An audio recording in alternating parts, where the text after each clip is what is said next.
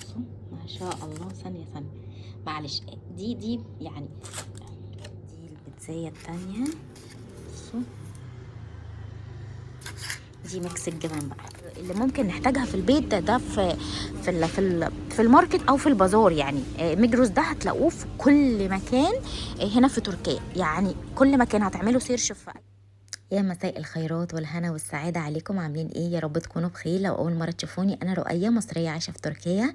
النهاردة هنعمل مع بعض فيديو حلو جدا، يا رب يعجبكم. اول حاجة هنعمل بيتزا، وبعدين هاخدكم لاشهر ماركت هنا في تركيا، ماركت ميجروس. هنعمل جولة كاملة فيه بالاسعار، يعني هقول لكم الاسعار يوم 9/1/2023. هقول لكم الحاجات الكل اللي مهتم يعني. انا عارفه ان في ناس كتير عندي مهتمه وعايزه ان هي فكره ان هي تنقل حياتها لتركيا، فانا بحاول ان انا اساعدكم على قد ما اقدر، ان بقول لكم الاسعار وبعرفكم متوسط الاسعار يعني وكده. فيا رب الفيديو يعجبكم، ولو عجبكم ما تنسوش تعملوا لايك، لان اللايك ده بيدعمني جدا جدا جدا. بس كده ولو اول مره تشوفوني طبعا لازم تعملوا سبسكرايب عشان يوصل لكم كل جديد. انا كل الفيديوز اول ما تنزل تجيلكم على طول. ويلا بينا. انا عملت الصلصه زي ما انتم شفتوا كده. صلصه سهله جدا، يعني صلصه البيتزا هي صلصه زيت، وحطيت عليه حبه توم. اول ما احمروا شويه حطيت عليهم الصلصه، وبعدين حطيت عليها حبه ميه علشان تفك الصلصه وخلاص. وطبعا ما تنسوش حبه السكر، ولازم زعتر كتير جدا جدا جدا جدا. انا ما عملتش معاكم عجينه البيتزا، لان انا عملتها معاكم برضو قبل كده او كتير يعني. على التشانل هتلاقوها موجوده. وهي نفس العجينه. انا بفضل الصراحه اكررها لان هي مفيده زي ما انتم عارفين. وبعدين والصلصه خلاص حطيتها، وفردت طبعا العجينه، وبعدين حطيت عليها صلصه. وبحب احط الاول حبه جبنه موتزاريلا على جبنه. هي هنا عندنا كشار مش موتزاريلا يعني. فعشان تمسك كل المكونات اللي انا هحطها على البيتزا. وبعدين بحط بقى، حطيت سجق. انا هعمل واحده بالسجق وواحده ميكس جبن. حطيت السجق وحطيت الزيتون وحطيت الفلفل وحطيت الطماطم، وبعدين بقى كتروا جبنه كتير. اهم حاجه في البيتزا العجينه. تاني اهم حاجه في البيتزا التسويه، ان هي تكون على اعلى درجه حراره في الفرن عندك، وتكوني مشغلاها فوق وتحت. مش هتاخد منك 10 دقايق بالظبط، عشان كل ما بنسيب العجينه اكتر في الفرن بتنشف مننا اكتر. بس كده. وانا اخدت الفكره بتاع البيتزا، اتشجعت بصراحه. لقيت ربوب صاحبتي اللي هي روبي في تركيا، القناه بتاعتها اسمها روبي في تركيا، ادخلوا عندها. انا حطيت لكم الفيديو ده بتاع البيتزا على المنتدى. عامله بيتزا حلوه جدا جدا. هي مش عشان صاحبتي والله، هي شاطره جدا، وهتقدم لكم فيديوز حلوه قوي وجولات كمان. فادخلوا عندها وشوفوها، وان شاء الله الفيديو يعجبكم. وما تنسوش تشتركوا عندها كمان وتعملوا لها لايك على الفيديو. هنا طبعا اكيد البنات اكيد انتوا عارفين يعني. بعمل بيتزا واقفين على دماغي يعني، بيحبوا يساعدوني يعني وكده. وكل واحده فيهم اصلا بتاخد حته عجينه تعمل البيتزا بتاعتها. دي ميكس الجبن بقى.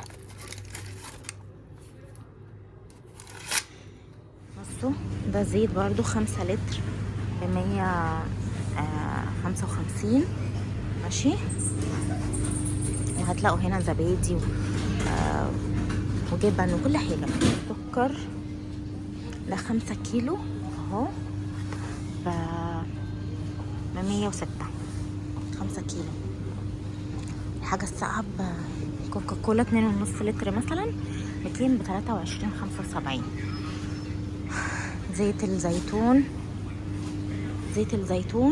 2 لتر بدلا من 243 بصوا ب180 مثلا. فاهمين؟ ايه تاني؟ اهو رز ده حلو على فكره. المفروض ده من افضل انواع الرز هنا اهو. ده سعره ده 2 كيلو ب80 ليره. ماشي. والصلصه دي على فكره، الصلصه دي حلوه جدا جدا جدا. انا بحبها اصلا. الصلصه دي ب40 ليره 830 جرام. والعدس طبعا مرجمك الكيلو ب20 ليره. ده دي ماركه ميجروس اهو. ماشي. ودي برضو صلصه.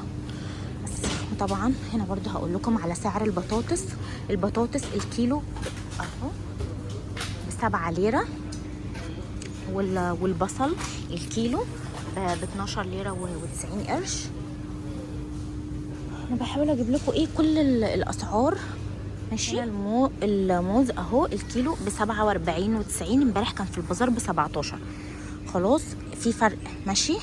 هنا الكستانة ب72 الكيلو. بصوا امبارح كان في البازار في ب35، دي اللي هي دي ابو فروة دي. ماشي. كان في ب35 وكان في ب50.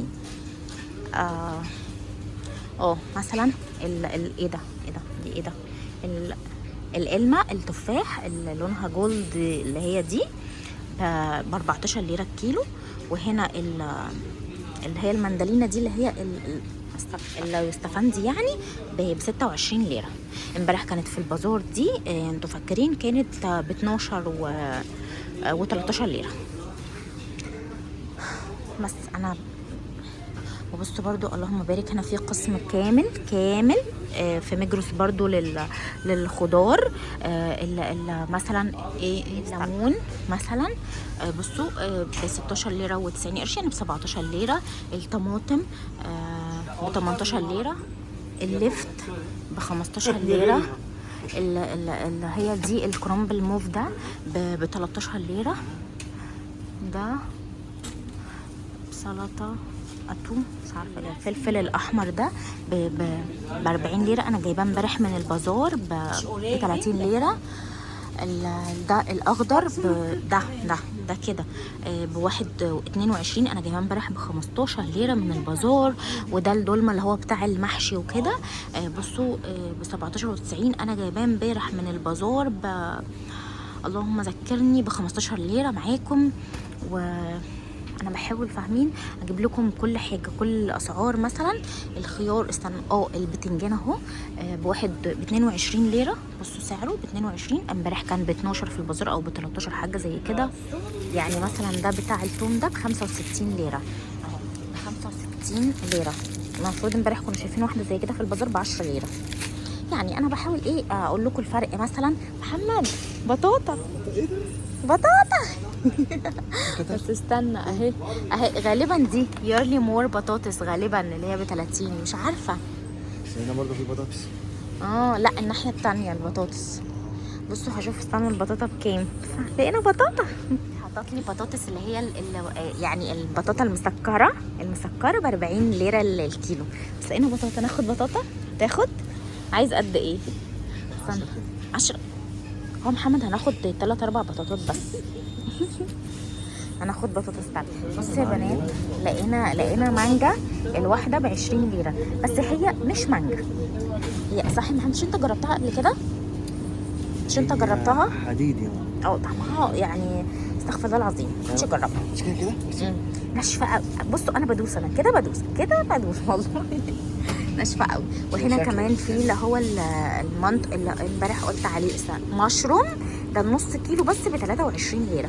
المفروض انتوا هترجعوا الفيديو امبارح بتاع البازار. انا هبقى قايله لكم فيه كل الاسعار. انا بحاول للناس اللي فعلا مهتمه بتركيا ومهتمه بالاسعار ان انا اعرفكم اسعار السلع الاساسيه اللي ممكن نحتاجها في البيت. ده في الماركت او في البازار. يعني مجروس ده هتلاقوه في كل مكان هنا في تركيا. يعني كل مكان هتعملوا سيرش تكونوا فيه هتكتبوا مجروس هيظهر لكم اقرب مكان ليكم. جينا الوقت المهم يعني لقسم الرزات والمكرونات. بصوا مثلا الرز ده الكيلو ده ماركة مجروس. الماركة بتاع الماركت نفسه يعني ده ب 32 ونص. ماشي. وهنا الماركه دي غاليه جدا اصلا. ماشي. الكيلو منها ب 45. وطبعا بما ان احنا بنتكلم عن تركيا يبقى احنا لازم نتكلم عن عن البرغل والحركات والحاجات وكده. والحمص برضو. بصوا مثلا اهو الكيلو ب 16. يعني هي ارخص ماركه هنا هتلاقوها في ماركت مجروس بتاع الماركت نفسه. ماشي. وانا قلت لكم على سعر العدس الكيلو بس. فدي الحاجات برضو اللي ممكن اي بيت مثلا يحتاجها.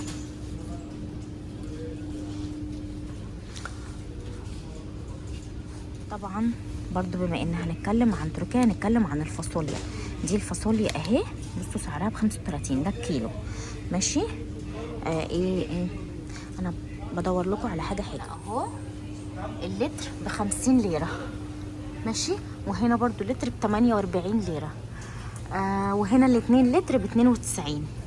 وهنا ده ماركت بتاعت ماركت مجروس نفسها ب 37 ونص.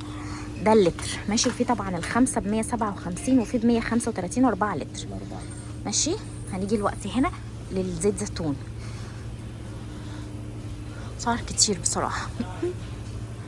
بصوا الماركه دي المفروض حلوه جدا، ب 179 ده 2 لتر.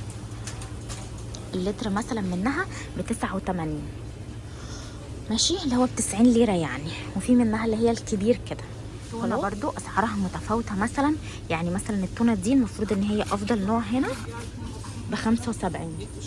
هنا دي تونه لايت اهي، المفروض تون باليك لايت بدي ب 59 وبصوا ب 60 ليره يعني ماشي. والسوبر فريش دي كلاسيك، في بزيت الزيتون وفي كلاسيك وفي لايت، دي ب 67. دي برضو اسعار التونه. ده اللي هو الفلفل المطحون كده الاحمر ماشي، هم هنا بيستخدموه كتير جدا برضو، ده ب 40 ليره. وهنا دي الصلصه اهي، ده اسمها ايه؟ لا ده مش بتاع الشلف، ده مش بتاع، انا قلتها لكم بره ب 40 ليره برضو ماشي. وطبعا في الصلصه دي برضو انا بحبها، بكام دي يا محمد؟ ب 29. دي ب 29 ليره، اللي هي دي بتبقى صلصه بقى. وطبعا هتلاقوا قسم كامل للصوصات وخل التفاح والملح برضو. مثلا ادي ده الملح اهو، الهيمالايا ده نص كيلو ب 40 ليره. وبرضو هنا هتلاقوا كل انواع التوابل.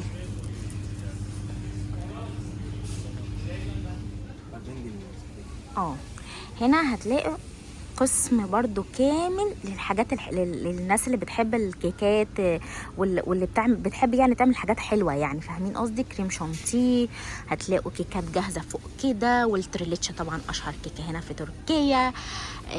الماركه دي حلوه جدا جدا، انا جربتها خطيره وهعملها معاكم ان شاء الله. وهنا برضو بصوا كله عجينه السكر اهي، عجينه السكر الجاهزه بكل الوانها، والشوكولاتات والحاجات الملونه دي، والجيلي زي ما قلت لكم. وهنا اللي هي الاطعمه دي فاهمينها، والالوان دي، والسكر البودره بس لونه كده بامبا والحاجات اهي. هنا هتلاقوا كل الحاجات دي. ودي اسعارها برضو مش غاليه بصراحه يعني. انا شايفه بالنسبه لي مثلا، او ناس تانية كتير صحابي مثلا بيقولوا لا ان الاسعار كده حلوه، فاهمين؟ بس بالنسبه للغلا اللي احنا فيه غاليه، بس هي ما كانتش كده، بس هي الوقت يعني برضو ان انت بتلاقي كل الحاجات اللي انت عايزاها في مكان واحد. هنا بقى قسم كامل للمكرونات، بحب المكرونه دي جدا. بتاع المكرونه بالبشاميل اهي تخينه. بصوا مثلا هتلاقوها ب 11 اي نوع بقى، فاهمين؟ هنا في انواع كتيره قوي. مش عمو بيبص لي قوي كده والله. بصوا دي ماركه ميجروس، دي شعريه اهي ب7 ونص. وفي برضو الماركه دي، وفي الماركه دي ماشي، والماركه دي برضو. وفي هنا اللي هي الغامقه دي ب12 ونص. وفي الملونه دي حلوه جدا ب 11 ليره مثلا. طبعا لعاشقين الاندومي اهلا بكم في مكان اهلا وسهلا، شرفتونا. بصوا مثلا الاندومي ب7 ليره، ودي ب9. دي وحشه جدا، ما حدش يجربها، انا جربت طعمها استغفر الله العظيم يا بنات، اقسم بالله ما حد يجربها.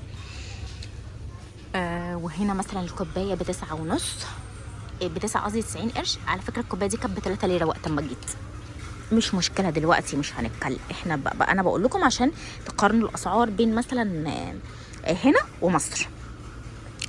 وطبعا كاتشبات.